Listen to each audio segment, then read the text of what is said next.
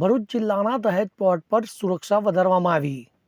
ભારત દેશના સૌથી મોટા કેમિકલ ક્લસ્ટર પોર્ટ પર સુરક્ષા વધારવામાં આવી। જિલ્લાના વાઇટલ ઇન્સ્ટોલેશનોની સુરક્ષા વધારવામાં આવી। સમુદ્રકાંઠામાં પોલીસે પેટ્રોલિંગ કર્યું શરૂ। સમુદ્ર કિનારાના 3 તાલુકાના પોલીસ સ્ટેશનની ટીમોએ સઘન પેટ્રોલિંગ ધર્યું હાથ। મરીન પોલીસ સમુદ્રમાં રાખી રહી છે સતત નજર।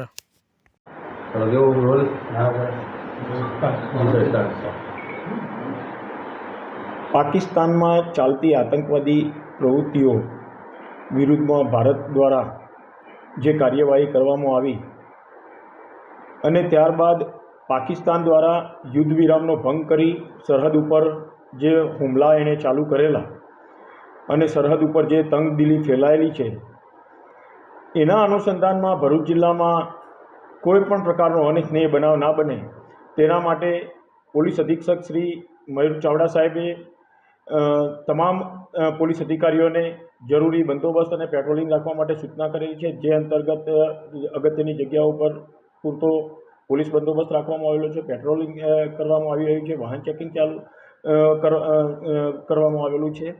સાથોસાથ ભરૂચ જિલ્લો જે દરિયાકાંઠે આવેલો છે, દરિયાકાંઠે જે ગામ આવેલા છે અને એમાં પણ દહેજ ગામમાં જ્યાં મોટી ઔદ્યોગિક વસાહતો આવેલી છે, ઔદ્યોગિક એકમો આવેલા છે, વાઇટલ ઇન્સ્ટોલેશન્સ આવેલા છે, તે વિસ્તારમાં દરિયાકાંઠે તથા દરિયાની અંદર સઘન પેટ્રોલિંગ ચાલુ કરવામાં આવેલું છે। દરિયાની અંદર પેટ્રોલિંગ કરવા માટે બોટ રિક્વિઝિટ કરવામાં આવેલી છે, ડ્રોન કેમેરાનો પણ ઉપયોગ કરવામાં આવી રહેલો છે અને આજુબાજુના કાંઠા વિસ્તારના ગામડાના માછીમારો તથા આગેવાનોનો સંપર્ક કરવામાં આવી રહ્યો છે।